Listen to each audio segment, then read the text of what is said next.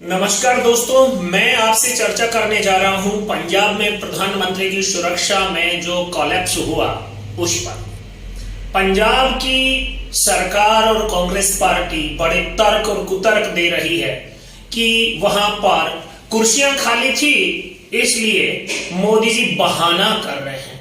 अगर वास्तव में कुर्सियां खाली थी और मोदी जी वहां चले जाते तो कांग्रेस को तो राजनीतिक माइलेज मिलता, बीजेपी की बड़ी फजीहत होती, उन्हें रोकने की जरूरत क्या थी। दूसरी बात, मैं जो पंजाब सरकार जो षड्यंत्र की बात आ रही है उसे समझने की जरूरत है। गलती से भी जो षड्यंत्र रचा गया था और वैसा आचरण प्रधानमंत्री का सुरक्षा अमला कर देता, जैसा कि एसपीजी को फायरिंग करने के लिए ऑर्डर नहीं लेना होता, उनका स्टैंड बाई ऑर्डर होता है। अगर कोई खतरा आता है तो फायरिंग खोली जा सकती है। और जिस प्रकार की परिस्थिति वहां थी, जिस प्रकार के उन्मादी लोगों को तैयार करके ये षड्यंत्र प्लान किया गया था, अगर एसपीजी के लोग गोली चला देते तब क्या होता। कांग्रेस जिस प्रकार का गैर जिम्मेदार आचरण कर रही है, उस सारे में एक बात समझ लो, कांग्रेस की योजना थी 84 के इंदिरा जी की हत्या के बाद हुए दंगों का दाग बीजेपी पर भी लगाने की। मोदी जी के सुरक्षाकर्मी अगर गोली चलाते और कुछ लोग मारे जाते और जिस प्रकार का माहौल बन जाता, पंजाब के चुनाव से पहले हिंदुओं और सिखों के बीच दंगे कराने की कांग्रेस की साजिश और षड्यंत्र था। इस बात से इनकार नहीं किया जा सकता। कांग्रेस जितनी भोली बन रही है, जिस अंदाज में भाषा बोल रही है, वहां के पुलिस अधिकारियों को जिस प्रकार से इसे लाइट लिया गया, क्यों नहीं गए वहां के मुख्यमंत्री? वो कह रहे थे मुझे कोरोना हो गया, मेरे स्टाफ को कोरोना हो गया, प्रेस कॉन्फ्रेंस में क्यों आए? दूसरे दिन क्यों गए रैली करने? दूसरी बात मैं पूछना चाहता हूं, अगर वहां के मुख्यमंत्री को भगवान ना करे कोरोना हो जाए, हुआ भी नहीं है, बहाना वो कर रहा है। ईमानदार बात तो यह है, वहां के चीफ सेक्रेटरी क्यों नहीं गए प्रोटोकॉल में? वहां के डीजीपी क्यों नहीं गए प्रोटोकॉल में?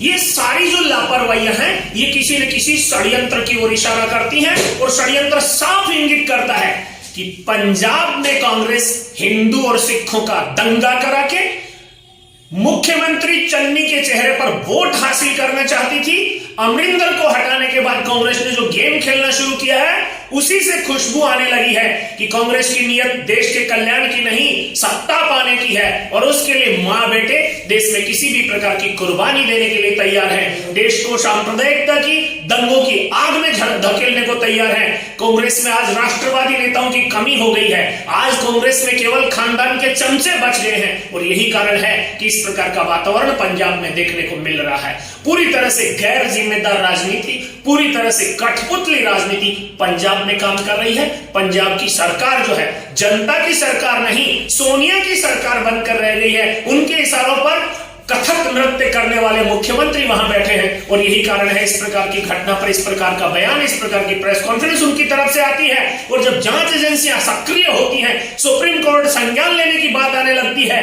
तो घबराहट में आयोग बना करके जांच की लिपापोती करना चाहते हैं।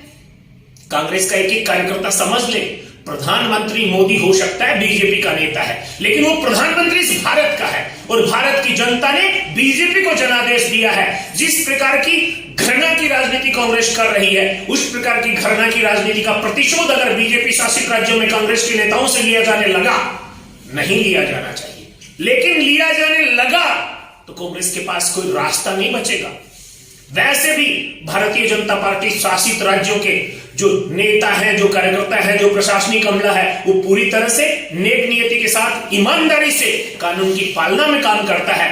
बंगाल और पंजाब दो ऐसे राज्य हैं जो अराजकता और केंद्र के साथ समन्वय फेडरल स्ट्रक्चर को कोलैप्स कराने की रणनीति पर काम करते हैं। इस सारे पर सुप्रीम कोर्ट को संज्ञान लेना चाहिए। देश के एक एक आदमी को इस बात पर ध्यान देना चाहिए कि इस देश के संघीय ढांचे को नुकसान करने का अगर कोई खेल खेल रहा है, तो या तो थोड़ा बहुत आप महाराष्ट्र में देखते हैं, वहां कानून का शासन नहीं है।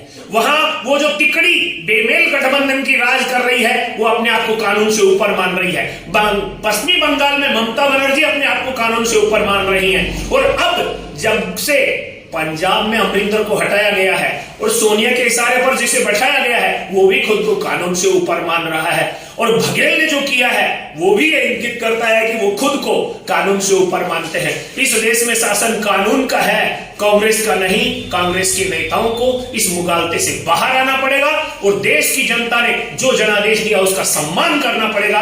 मोदी जी के सुरक्षा में जो कोलैप्स हुआ है इसकी संपूर्ण जांच होनी चाहिए, दोषियों को कठोर दंड दिया जाना चाहिए, जो नेग्लिजेंसी बरती गई है उसकी जवाबदेही तय होनी चाहिए। इस अवसर पर यही कहना है।